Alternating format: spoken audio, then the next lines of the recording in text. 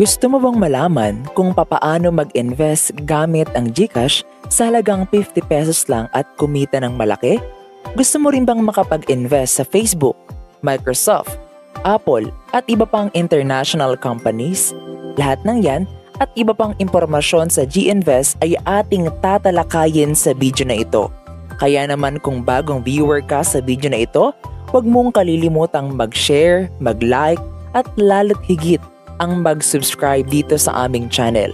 Maaari mo ring i-click ang notification bell para ma-notify ka sa mga bagong video na i-upload namin. Kaya kung handa ka na, ay let's go! Bago ang lahat, ano nga ba ang GInvest?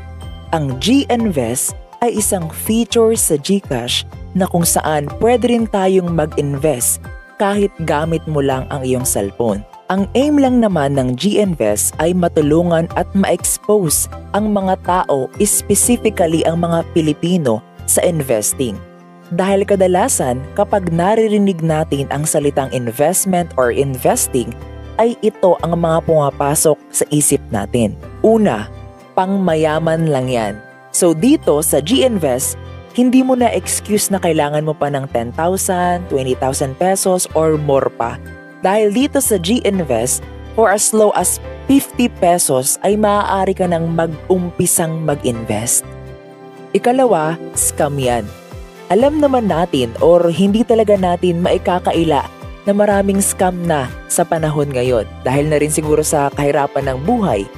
Pero dito naman sa GCash, GInvest, ay makasisiguro ka na legit at hindi scam dahil sila ay nakapartner sa mga lehitimo na mga kumpanya tulad ng Atram at noong 1995 pa na-establish kaya wala kang pangambang mawala or masayang ang mga perang ininvest mo. Ikatlo, hassle mag-register.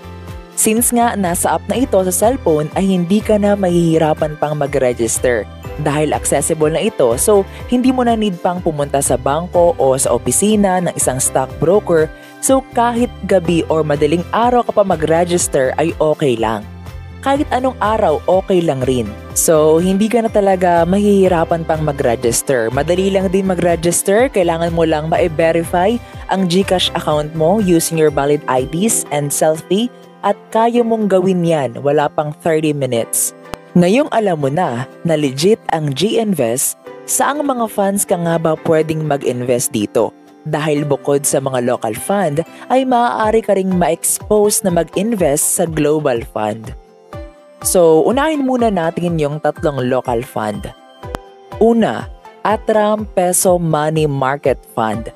Dito, makapag-i-invest ka for as low as 50 pesos. Ang mga fund naman na nakapaloob dito ay mga time deposit, savings account, treasury bills at iba pa. Basically, ito ang mas bagay sa iyo kung ikaw ay isang uri ng conservative investor. Meaning na andun ka lang sa low risk na uri ng investment. Dahil ang aim naman talaga ng money market fund na ito ay hopefully ma-preserve ang initial capital amount mo. At the same time ay magbigay ng return sa iyo. Last year may return ito na 0.55%. Hindi ito ganun kataas pero mas mataas pa ito kaysa sa mga traditional bank na around mga 0.25% lamang kada taon. Ikalawa, Atram Total Return Pesos Bond Fund. Dito naman, makakapag-invest ka rin for as low as 50 pesos. Ang fund naman na nakapaloob dito ay mga bonds. Kung hindi ka familiar sa bond, basically ang bonds ay utang. Ito yung mga bonds mula sa gobyerno or sa mga company. Para bang umuutang sila sa mga tao tapos kikita tayo rito sa pamamagitan ng pagbalik ng pinautang natin na kapital tapos plus interest nito. Isa ring aim ng investment na ito ay ma-preserve ang capital na nilagay natin dito at the same time ay tumubo ito ng pera. Ang investment naman na ito ay para sa mga moderate investor dahil medyo may pagka-risky ito at last year may returns ito na 5.10%. Ikatlo naman, Atram Philippine Equity Smart Index Fund. Dito naman, makakapag-invest tayo for as low as 50 pesos pa rin. Ang fund naman na nakapaloob dito ay mga company stocks. Sa Philippine Stock Exchange Index na merong 30 company stocks in total, kagaya ng Globe, Ayala, SM Investments, Universal Robina at iba pa, ang aim ng investment na ito ay mahigitan yung typical na kita ng Philippine Stock Exchange Index natin. Ang investment naman na ito ay para sa mga aggressive investor, meaning risky ang investment na ito dahil pabago-bago talaga ang galaw ng stock market natin. Pero sa kabila naman nun, last year ang returns naman nito ay umabot ng 18.89%. So tapos na tayo sa local funds, ngayon naman pumunta tayo sa global fund. So para sa akin ito ang mas exciting dito.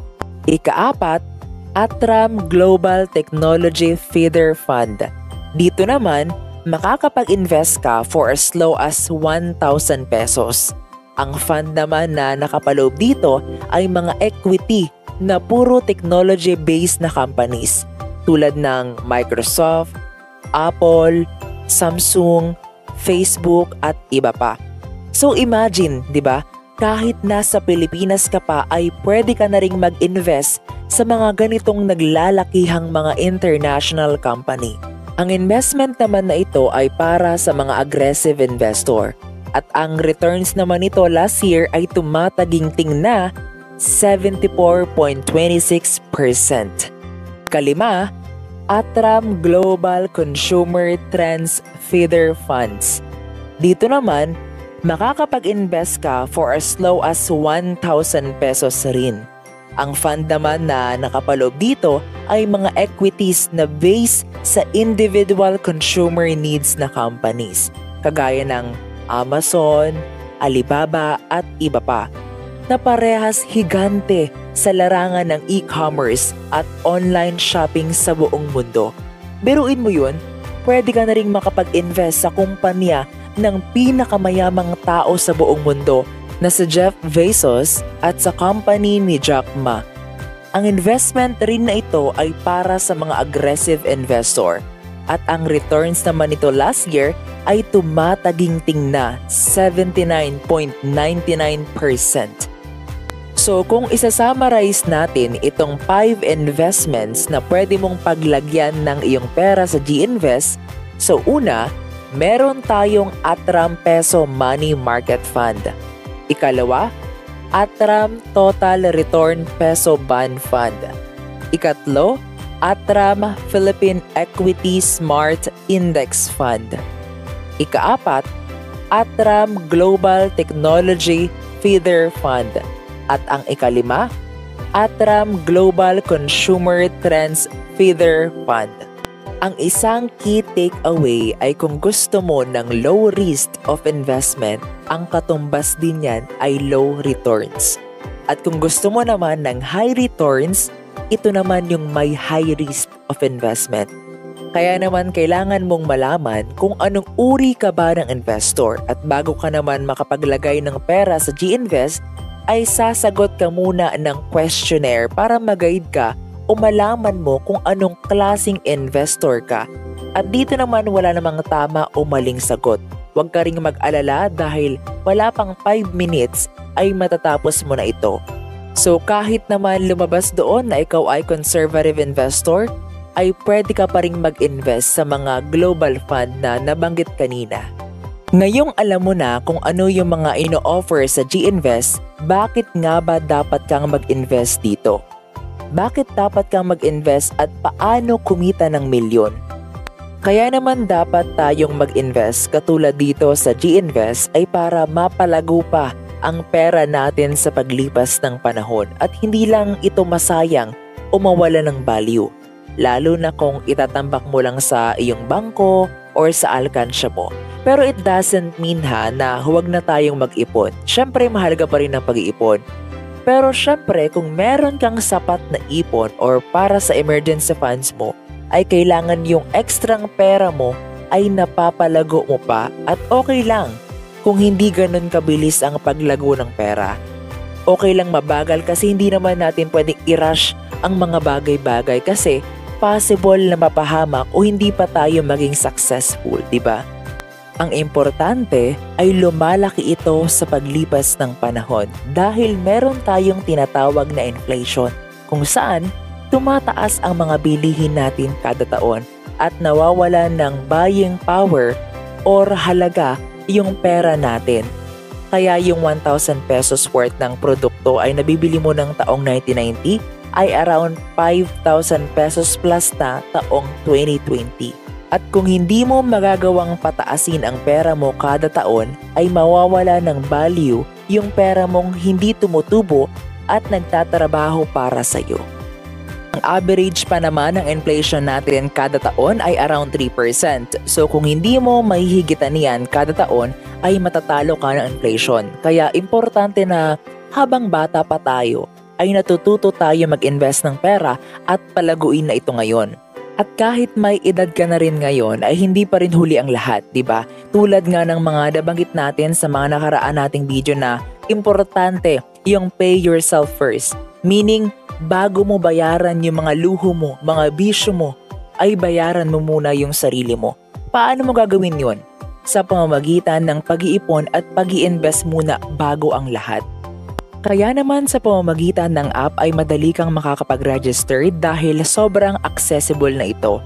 Madaling mag-register, madaling mag-invest, at higit sa lahat ay mura lang ang lowest investment na pwede mong ilagay. Kaya wala ka nang dapat excuses pa na hindi mo ito magagawa lalo pat pwede ka na ring mag-set ng reminder dito sa GInvest para i-remind ka na kailangan mo nang mag-invest ngayong specific na araw.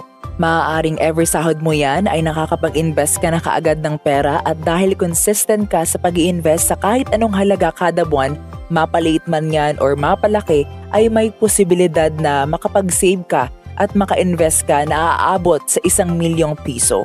Dahil lang nga rin sa mga returns na maaari mong makuha kada taon. Kagaya nga ng isang fund na may 79.99% return, so dito napapasok yung compound interest. Meaning, yung nagpatong-patong-patong na tubo ng pera mo sa paglipas ng panahon. Imagine, yung 1,000 pesos mo tumubo ng 79.99%, tapos yung capital mo plus yung tubo nun ay tumubo ulit ng 79.99%. And so on. And hanggang sa lumaki na ito ng lumaki. Paalala lamang na maging mapanuri at maging disiplinado. Huwag kang papadala sa emosyon mo at maging consistent ka sa pag-i-invest. Kaya mo yan. Kaya naman kung meron kayong natutuhan sa bidyong ito, huwag niyong kalilimutang mag-subscribe sa aming channel at i-share ang video na ito sa inyong mga kaibigan. Maraming salamat!